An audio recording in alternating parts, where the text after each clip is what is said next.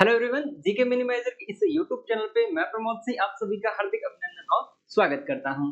आज के इस वीडियो के माध्यम से अपने डिस्कशन करने वाले हैं एनटीपीसी 2025 के बारे में। जो अपने एग्जाम स्टार्ट हुए हैं उसके अंतर्गत पहली शिफ्ट में जो अपने जीके से संबंधित क्वेश्चन पूछे गए हैं उन्हीं के बारे में, क्योंकि रेलवे का जो ट्रेंड है उसके अंतर्गत काफी बार अपने को एग्जाम में क्वेश्चन रिपीट मोड पे भी देखने को मिलते हैं। साथ साथ में जो पीछे की शिफ्ट में जो क्वेश्चन पूछे गए हैं उससे रिलेवेंट अपने को आगे की शिफ्ट में भी क्वेश्चन देखने को मिलते हैं। तो उन्हीं को ध्यान में रखते हुए आज अपनी पहली जो शिफ्ट है उसका डिस्कस कर रहे हैं, जो कि अपने आगे की शिफ्ट के लिए इंपॉर्टेंट रहने वाले हैं। जो अपने एग्जाम में क्वेश्चन पूछे गए हैं उनसे रिलेटेड जो भी अपने एग्जाम के हिसाब से इंपॉर्टेंट चीजें हैं उनको भी अपने यहाँ पर डिस्कशन करने वाले हैं। तो चलिए शुरुआत करते हैं अपने इस वीडियो के माध्यम से पहले क्वेश्चन का। जो अपने पहली शिफ्ट है उसमें क्वेश्चन पूछा गया था कि डब्ल्यूपीएल 2025 के बारे में, विमेन प्रीमियर जो लीग है 2025 में ये जो हुआ है अपना, उसके बारे में। तो अभी तक इसके 3 संस्करण हो चुके हैं, 3 एडिशन हो चुके हैं। तो डब्ल्यूपीएल की जो शुरुआत हुई है 2023 में हुई है, जिसके अंतर्गत पहला जो खिताब है वो मुंबई इंडियंस ने जीता था। सेकंड जो खिताब था जो 2024 में रॉयल चैलेंजर बैंगलोर ने जीता था, और थर्ड जो अपना एडिशन हुआ है 2025 में उसमें भी विजेता कौन रही है, मुंबई इंडियंस रही है। तो ओवरऑल अपने बात करें इससे संबंधित तो 3 जो एडिशन हुए हैं उसमें से 2 बार यहाँ पर मुंबई इंडियंस जीत चुके हैं और एक बार किसने खिताब जीता है, रॉयल चैलेंजर बैंगलोर ने। तो यहाँ पे जो क्वेश्चन पूछा गया था कि डब्ल्यूपीएल 2025 को किसने खिताब जीता है या फिर विजेता कौन था, तो वो है मुंबई इंडियंस। बाकी इससे रिलेटेड अपने कुछ इंपॉर्टेंट इफेक्ट यहाँ पर देख लेते हैं डब्ल्यूपीएल के बारे में। तो डब्ल्यूपीएल वुमेन प्रीमियर लीग जो 2025 में ये कौन सा एडिशन है, थर्ड एडिशन है। और इसका जो आयोजन करता है वो कौन है, बीसीसीआई, भारतीय क्रिकेट कंट्रोल बोर्ड के द्वारा इसका आयोजन यहाँ पर करवाया जाता है। और इसका जो आयोजन है 14 फरवरी से 15 मार्च हुआ है। कुल इसमें जो 5 टीमें भाग लेती है और विजेता टीम कौन सी है, मुंबई इंडियंस। ये दूसरी बार जीती है। पहली बार जो मतलब डब्ल्यूपीएल का जब पहली बार आयोजन हुआ था उस समय भी विजेता कौन बनी थी, मुंबई इंडियंस। और 2025 में जो थर्ड एडिशन हुआ है उसके अंतर्गत भी विजेता कौन रहा है, मुंबई इंडियंस है। और इसकी जो कैप्टन कौन है, हरमनप्रीत कौर यहाँ पर इनकी कैप्टन है। इसके अलावा नेक्स्ट अपने शिफ्ट के लिए एग्जाम इंपॉर्टेंट क्वेश्चन इंपॉर्टेंट हो सकता है, क्योंकि डब्ल्यूपीएल के विजेता के बारे में ऑलरेडी पूछा जा चुका है, तो उप विजेता के बारे में क्वेश्चन बन सकता है। तो इस जो थर्ड एडिशन हुआ है उसमें दिल्ली कैपिटल की टीम क्या रही है, विजेता रही है। और इसकी जो कप्तान है कौन है, मेग लेलिंग इसकी कप्तान है। और यह जो मुंबई के ब्रेसबोर्न स्टेडियम में आयोजित जो फाइनल मुकाबला हुआ था उसके अंतर्गत मुंबई इंडियंस ने दिल्ली कैपिटल को कितने रनों से हराया है, 8 रनों से हराया है। और इसके अलावा यहाँ पर सर्वाधिक रन और सर्वाधिक विकेट ये दोनों ही जो यहाँ पर खिताब मिले हैं मुंबई इंडियंस की खिलाड़ियों को मिले हैं। जिनमें अगर बात करें सर्वाधिक रन के लिए जो मिलती है अपनी ऑरेंज कैप, ये किसको मिली है, नेट साइबर ब्रेंट, जो कि मुंबई इंडियंस की खिलाड़ी है। और जो पर्पल कैप होती है जो सर्वाधिक विकेट लेने वाले खिलाड़ी को मिलती है, ये भी अमेलिया केयर को मिली है। और ये भी कौन से टीम से बिलोंग करती है, मुंबई इंडियंस से बिलोंग करती है। नेक्स्ट अपने यहाँ पर क्वेश्चन पूछा गया था कि भारत में वर्तमान नियंत्रक महालेखा प्रेक्षक कौन है, कैग के बारे में क्वेश्चन पूछा गया था।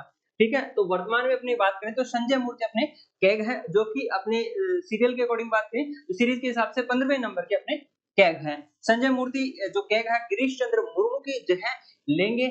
और अगर अपने बात करें जो कैग का कौन से आर्टिकल के अंतर्गत जो यहाँ पर अपने को वर्णन देखने को मिलता है, तो अपने संविधान में आर्टिकल 148 से 151 के बीच में कैग का प्रावधान है। इसकी नियुक्ति की बात करें, कैग की नियुक्ति राष्ट्रपति के द्वारा मंत्रिपरिषद की सलाह पर की जाती है। और इनका जो कार्यकाल है 6 वर्ष या फिर 65 वर्ष की आयु जो भी पहले हो ये अपने पद पर बने रह सकते हैं। त्यागपत्र किसको दे सकते हैं, राष्ट्रपति को। और इनका जो प्रमुख रूप से जो कार्य क्या होता है, केंद्र और राज्य के वित्तीय खातों की जांच करना इसका प्रमुख कार्य होता है। और अगर बात करें भारत के प्रथम कैग की तो वी नरहरि राव अपने भारत के क्या थे, 15वें पहले। और वर्तमान में या फिर 15वें जो यहाँ पर कैग बने हैं उनका क्या नाम है, संजय मूर्ति। नेक्स्ट क्वेश्चन पूछा गया था कि पूर्वी तट रेखा भारत के किन राज्यों को जोड़ती है, ये यहाँ पर क्वेश्चन पूछा गया था। जब अपनी बात करें पूर्वी जो तटीय रेखा है वो पश्चिम बंगाल से लेकर दक्षिण में तमिलनाडु तक फैली हुई है। और यहाँ पर अगर जोड़ने की बात करें तो वहां पश्चिम बंगाल से तमिलनाडु को जोड़ती है। लेकिन यह जो तट रेखा है ये कौन से राज्यों से के अंतर्गत सम्मिलित है, तो पश्चिम बंगाल, इसके अलावा अपने बात करें ओडिशा है, आंध्र प्रदेश है और तमिलनाडु है, ये यहाँ पर पूर्वी तटीय है। अब नेक्स्ट क्वेश्चन पूछा जा सकता है कि पश्चिमी तटीय रेखा के बारे में, जो कि उत्तर में गुजरात से लेकर कहां तक फैली हुई है, केरल में। लेकिन इनके बीच में और कौन से स्टेट आ जाते हैं, इसमें देखिए अपने महाराष्ट्र है, गोवा है और कर्नाटक। ये अपने किससे संबंधित, अपने पश्चिमी तटीय रेखा से संबंधित है।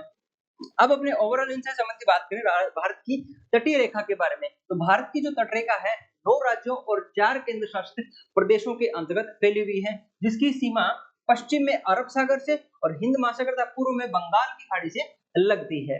अब सर्वाधिक लंबी तटरेखा वाला राज्य कौन सा है? अपना गुजरात है। काफी बार अपने एग्जाम में पूछा जाता है और आगे की शिफ्ट के लिए भी इंपॉर्टेंट हो जाता है कि भारत की सर्वाधिक लंबी तटरेखा वाला राज्य कौन सा है, जो है अपना गुजरात। और न्यूनतम तटरेखा वाला अगर राज्य पूछ लिया जाए तो वो है अपना गोवा। इसके अलावा सर्वाधिक लंबी तटरेखा वाला अगर केंद्र शासित प्रदेश पूछ लिया जाए तो वो है अंडमान निकोबार। और न्यूनतम तटरेखा वाला राज्य केंद्र शासित प्रदेश अगर पूछ लिया जाए तो वो कौन सा अपना पुदुचेरी। तो ये सारे फैक्ट अपने आगे की शिफ्ट के लिए इंपॉर्टेंट हो सकते हैं, इनमें से क्वेश्चन पूछा जा सकता है। नेक्स्ट अपना पाइका विद्रोह के बारे में पूछा गया था। तो पाइका जो विद्रोह है कहां पर हुआ था? ओडिशा के खुर्दा जिले में। कब हुआ था? 1817 में। और इसका जो नेतृत्व है किसने किया था? बख्शी जगबंधु विद्याधर के ने विद्रोह का नेतृत्व किया था। और इसका प्रमुख रूप से कारण क्या था कि ब्रिटिश ईस्ट इंडिया कंपनी के शासन के खिलाफ सशस्त्र ये क्या था? विद्रोह था। 1857 की क्रांति से अगर मुख्य आंदोलनों में बात करें तो पाइका विद्रोह मुख्य रूप से है और एग्जाम के हिसाब से इंपॉर्टेंट है। पाइका विद्रोह के बारे में पूछा गया था कि ये कहाँ हुआ था? तो ओडिशा के खुर्दा जिले में। अब आगे के लिए पूछा सकता है कि ये किन के नेतृत्व में हुआ था या फिर ये पाइका जो विद्रोह है वह कब हुआ था, तो ये इंपॉर्टेंट है अपने लिए। नेक्स्ट अपने बात करें, हाल ही में किस देश ने चीन की बेल्ट एंड रोड इनिशिएटिव में हटने का फैसला लिया है? देखिए बीआरआई के बारे में अपने बात करें तो ये जो है किससे संबंधित है? चीन की है। बेल्ट एंड रोड जो इनिशिएटिव है वो चीन के द्वारा 2013 में शुरुआत की गई थी। इसकी शुरुआत कब हुई है बीआरआई की? 2013 में, जिसका उद्देश्य क्या है? महाद्वीपों के बीच कनेक्टिविटी बढ़ाना और सहयोग को बढ़ावा देना है। नए जो सिल्क मार्ग है उनकी अपनी बात करें इनको कनेक्ट करना है, ये इसका प्रमुख उद्देश्य है, जो कि शुरुआत किसके द्वारा? चीन के द्वारा की गई है। कब की गई है? 2013 में। प्रारंभ में इसे वन बेल्ट वन रोड के नाम से जाना गया था, लेकिन 2016 में इसका नाम परिवर्तन क्या कर दिया गया? बेल्ट एंड रोड इनिशिएटिव के नाम से इसको जाना गया। 2 फरवरी ये इंपॉर्टेंट है अपने लिए कि हाल फिलहाल इसमें क्या अपडेशन है। तो 2 फरवरी 2025 को पनामा ने चीन के बेल्ट एंड रोड इनिशिएटिव से हटने का फैसला लिया है। जब ये अपने यूएसए के नए प्रेसिडेंट बने हैं तो उनके बाद में पनामा नहर पे एक प्रकार से तो अधिकार किसका हो गया था? इनडायरेक्टली चीन का। तो अमेरिका के हस्तक्षेप के बाद पनामा ने इस बीआरआई जो प्रोजेक्ट से हटने का फैसला लिया है। इस घोषणा के बाद पनामा चीन के बीआरआई प्रोजेक्ट से हटने वाला पहला लैटिन अमेरिकी देश बन गया है। और इसके अलावा एक और मोस्ट इंपोर्टेंट है जो करंट के हिसाब से भी है और इस बीआरआई प्रोजेक्ट के हिसाब से भी है कि मई 2025 में कोलंबिया ने चीन की बेल्ट एंड रोड जो इनिशिएटिव है उसमें शामिल होने का घोषणा की है। तो यहाँ पर 3 फैक्ट हैं। सबसे पहले कि बीआरआई किससे संबंधित है? चीन से संबंधित है।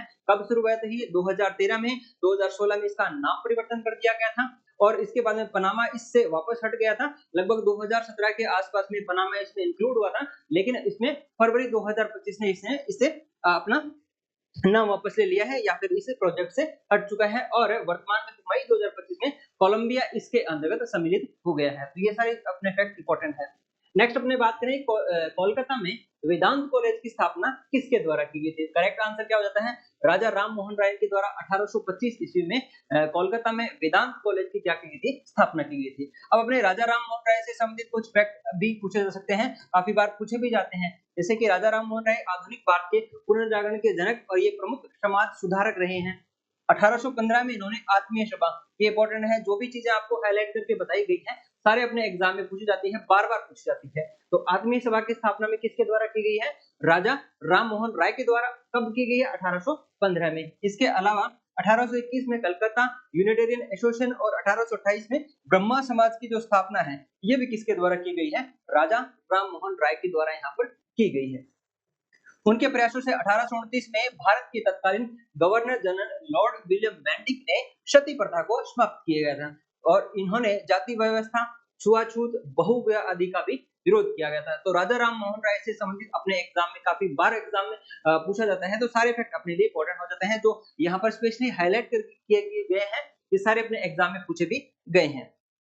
नेक्स्ट अपने बात करें कि 97वें संविधान संशोधन के बारे में क्वेश्चन पूछा गया था। तो सारे संविधान संशोधन है ये इंपॉर्टेंट है, लगभग सभी शिफ्ट में अपने को संविधान संशोधन से संबंधित क्वेश्चन देखने को मिल सकता है। फिलहाल अपने इस शिफ्ट की बात में तो 97वें संविधान संशोधन के बारे में पूछा गया था। तो 97वां जो संविधान संशोधन है कब हुआ है? 2011 में।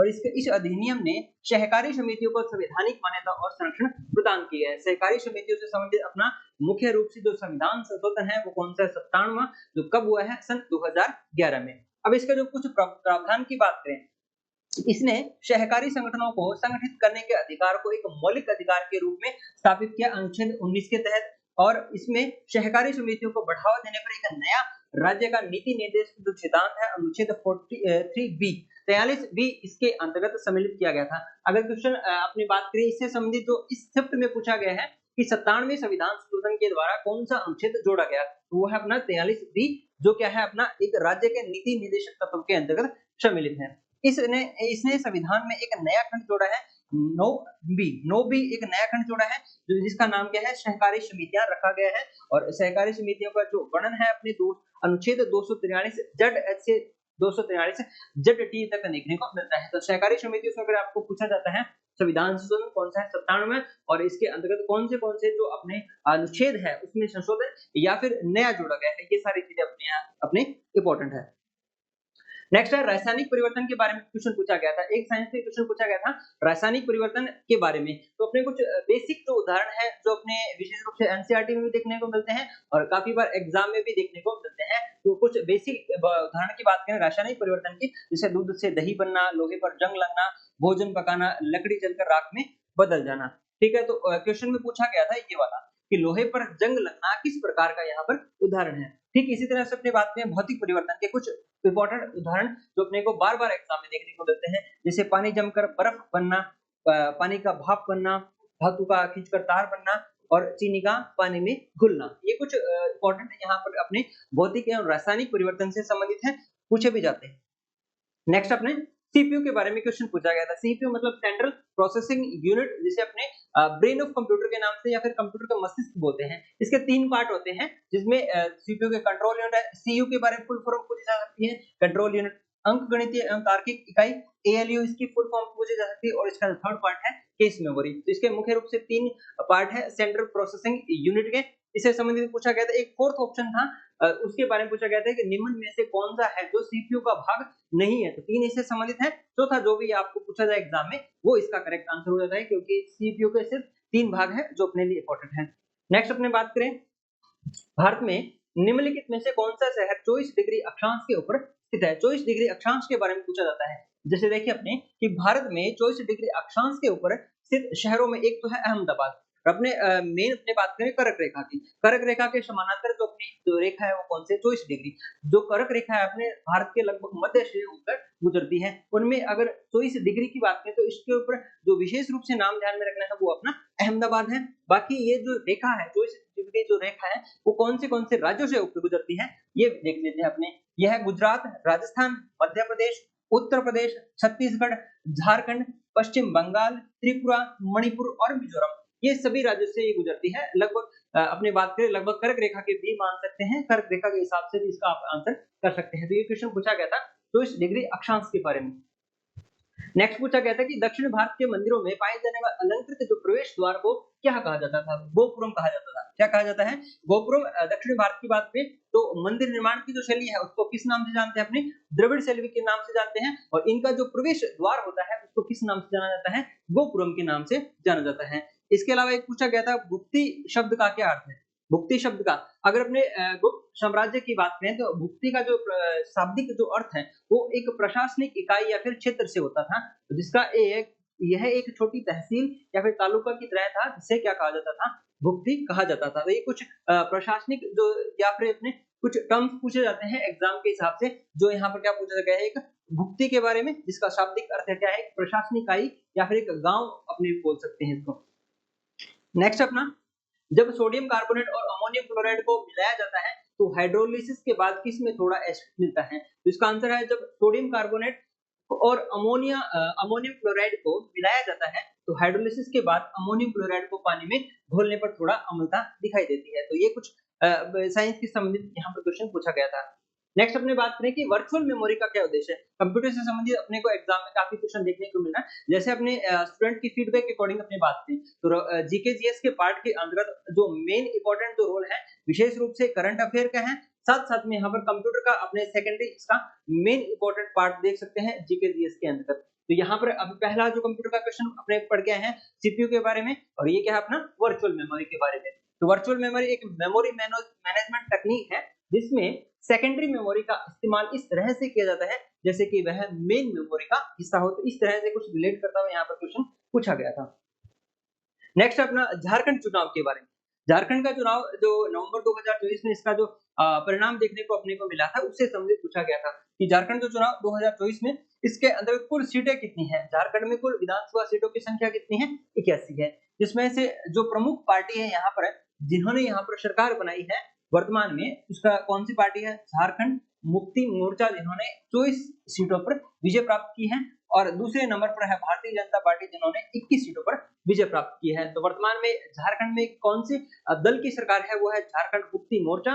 और इसका जो प्रतिनिधित्व या अगर अपने बात करें यहाँ पर जो वर्तमान जो मुख्यमंत्री है उनका क्या नाम है, हेमंत सोरेन, जो वहां पर दूसरी बार यहाँ पर सीएम बने हैं। और इनका जो विधानसभा क्षेत्र है ये भी इंपॉर्टेंट है अपने, तो ये बरहेट विधानसभा क्षेत्र से संबंधित है। इस सीट पर विजय होने के पश्चात ये वर्तमान में दूसरी बार झारखंड के क्या बने हैं, सीएम बने हैं।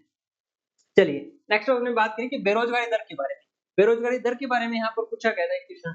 तो अप्रैल महीने में बेरोजगारी दर है 5.1% रही है। इसमें पुरुषों में बेरोजगारी की दर 5.2%, जबकि महिलाओं में यह कितनी रही है, 5% रही है। आंकड़ों के मुताबिक शहरी क्षेत्रों में बेरोजगारी जो दर है 17.2% और ग्रामीण क्षेत्रों में 12.3% दर्ज की गई है। वहीं 15 से 29 उम्र के लोगों में जो बेरोजगारी जो दर है वो 13.8% रही है। तो ये डेटा अपने ऑथेंटिक है, अपने ऑथेंटिक सोर्स के माध्यम से यहाँ पर आंसर कर रहे हैं। इस प्रकार से भी क्वेश्चन पूछा जाता है, सारे अपने दिख रहे हैं। नेक्स्ट है कि डेयरी मिशन के तहत हर साल नवंबर में कौन सा दिवस मनाया जाता है। तो डेयरी मिशन के तहत हर साल 26 नवंबर को, डेट क्या है अपनी 26 नवंबर को राष्ट्रीय दुग्ध दिवस के नाम से जिसको अपने जानते हैं, राष्ट्रीय दुग्ध दिवस मनाया जाता है। कौन सा दिवस, राष्ट्रीय दुग्ध दिवस मनाया जाता है। यह दिवस डॉक्टर वर्गीस कुरियन की जयंती पे मनाया जाता है, जिन्हें भारत में श्वेत क्रांति के जनक बोलते हैं। क्या बोलते हैं, श्वेत क्रांति के जनक मानते हैं। या फिर ऑपरेशन फ्लड जो है वो भी इससे संबंधित है। और अगर अपनी बात करें कि इस जो श्वेत क्रांति है इसकी शुरुआत अपने गुजरात के साणंद से हुई है। तो वर्गीस कुरियन का जो जन्म दिवस है उस उपलक्ष्य में अपने 26 नवंबर को क्या मनाते हैं, राष्ट्रीय दुग्ध दिवस के नाम से बनाते हैं। तो ये अपने लिए इंपॉर्टेंट हो जाता है। नेक्स्ट अपना लैंगिक असमानता सूचकांक के बारे में। हर शिफ्ट में अपने इंडेक्स से संबंधित क्वेश्चन पूछे जाते हैं। सारे जो इंडेक्स है अपने लिए इंपॉर्टेंट है, इनमें स्पेशली भारत का क्या स्थान है वो अपने लिए इंपॉर्टेंट हो जाता है। तो लैंगिक असमानता जो सूचकांक है यह संयुक्त राष्ट्र विकास कार्यक्रम यूएनडीपी की मानव विकास रिपोर्ट 2025 के अंतर्गत लैंगिक असमानता जो सूचकांक है उसमें भारत 193 देशों में 102वें स्थान पर है। भारत का स्थान क्या इंपॉर्टेंट सबसे ज्यादा अपने लिए ये है कि वर्तमान में जो 2025 में लैंगिक असमानता जो सूचकांक है उसमें भारत की रैंक कितनी है, 102वें। कुल कितने देश इसके अंतर्गत सम्मिलित हैं, 193 देश यहाँ पर सम्मिलित हैं। और 2022 में भारत की रैंक क्या थी, 108वीं। जीआई जो लैंगिक असमानता जो सूचकांक है 3 आयामों का उपयोग करके लैंगिक असमानता का एक समग्र मीट्रिक है जिसमें क्या है, प्रजनन स्वास्थ्य, सशक्तिकरण और श्रम बाजार। ये कुछ 3 यहाँ पर इनके बेसिक इस लैंगिक असमानता सूचकांक निकालने के क्या होते हैं, आधार होते हैं। जिसमें भारत का अपने 2025 में स्थान की बात करें तो 102वां स्थान है 193 देशों में से। ये इंपॉर्टेंट है अपने जलवायु परिवर्तन प्रदर्शन सूचकांक। जलवायु परिवर्तन प्रदर्शन सूचकांक जारी कौन करता है, German watch, new climate institute और क्लाइमेट एक्शन नेटवर्क इंटरनेशनल के द्वारा यह सह लिखित जलवायु परिवर्तन प्रदर्शन सूचकांक उत्सर्जन, नवीनीकरण ऊर्जा और जलवायु नीति के संदर्भ में सबसे बड़ी उत्सर्गों द्वारा की गई प्रगति का आकलन करता है। और इसमें भारत की रैंक कौन सी है, 10 है। इसमें भारत की रैंक कौन सी है, 10वीं है। लेकिन इससे भी इंपॉर्टेंट यहाँ पर ये चीज है कि इसमें जो प्रथम जो 3 स्थान है, जो इस रैंकिंग में पहले जो 3 स्थान है उसके अंदर कोई भी देश सम्मिलित नहीं है, कोई भी देश सम्मिलित नहीं है। मतलब जो इसके क्राइटेरिया है उसके अंतर्गत टॉप 3 जो यहाँ पर रैंकिंग है उसमें किसी भी प्रकार का कोई भी देश नहीं है। चौथी रैंक पर यहाँ पर जो देश है वो है डेनमार्क। और भारत का स्थान कौन सा है, इसमें 10वां है। भारत का स्थान कौन सा है, 10वां है। ये अपने लिए फैक्ट इंपॉर्टेंट है। इसके अलावा क्या क्वेश्चन पूछा गया यहाँ पर अनुच्छेद 32 के बारे में। अनुच्छेद 32 के बारे में क्वेश्चन पूछा गया है। तो अनुच्छेद 32 जिसे अपने संवैधानिक उपचारों का अधिकार के नाम से जानते हैं, यह एक मौलिक अधिकार है जो भारत के प्रत्येक नागरिक को संविधान द्वारा मान्यता प्राप्त अन्य मौलिक अधिकारों को लागू करने के लिए सर्वोच्च न्यायालय के समक्ष याचिका दायर करने का अधिकार देता है। डॉक्टर भीमराव अंबेडकर ने अनुच्छेद 32 को संविधान का सबसे महत्वपूर्ण अनुच्छेद बताते हुए इसे संविधान की आत्मा कहा है, संविधान की आत्मा कहा है। और सर्वोच्च न्यायालय के पास किसी भी मौलिक अधिकार के प्रवर्तन के लिए निर्देश, आदेश या रिट जारी करने का अधिकार है। कहने का मतलब सीधा है कि सुप्रीम कोर्ट के पास जो रिट जारी करने का जो अधिकार है वो अनुच्छेद 32 के अंतर्गत दिया गया है, जिसे अपने संवैधानिक उपचारों के अधिकार के नाम से जानते हैं। और संविधान निर्माता डॉक्टर भीमराव अंबेडकर ने इसको संविधान की आत्मा के नाम से जानते हैं, इसको बोला है। इसका प्रमुख महत्वपूर्ण अनुच्छेद उन्होंने बताया है।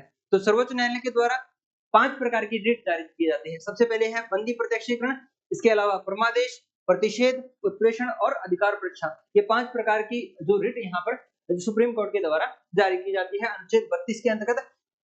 ठीक इसी तरह से अनुच्छेद 226 अपना अनुच्छेद 226 के तहत उच्च न्यायालय को नागरिकों को मौलिक अधिकारों के प्रवर्तन के लिए सभी प्रकार की रिट जारी करने का भी अधिकार दिया गया है। तो आर्टिकल 32 में सुप्रीम कोर्ट को रिट जारी करने का और आर्टिकल 226 में जो अपने हाई कोर्ट है उसको रिट जारी करने का अधिकार संविधान में दिया गया है। तो ये है अपने जो आरआरबी की शिफ्ट में पूछे गए इंपॉर्टेंट क्वेश्चन है। आरआरबी का जो एक पैटर्न फॉलो किया जाता है विशेष रूप से बात के, काफी बार तो अपने को रिपीट मोड में भी क्वेश्चन देखने को मिलते हैं, या फिर जो क्वेश्चन पूछे गए हैं पहले की शिफ्ट में उनसे रिलेट करते हुए आगे की शिफ्ट में काफी क्वेश्चन पूछ जाते हैं। तो उन्हीं को ध्यान में रखते हुए कुछ क्वेश्चन है अपने जो स्टूडेंट के रिव्यू के आधार पर अपने यहाँ पर डिस्कशन किए हैं, साथ साथ में इससे रिलेटेड जो भी एग्जाम के हिसाब से इंपॉर्टेंट जो फैक्ट हैं वो भी अपने यहाँ पर देख चुके हैं। तो ठीक इसी तरह से अभी भी आगे की क्लास में भी अपने जीके से संबंधित पार्ट को कवर भी करने वाले हैं। तो मिलते हैं अपने एक और नई इंफॉर्मेटिव वीडियो के साथ में, तब तक आप सभी का बहुत बहुत धन्यवाद। जय हिंद,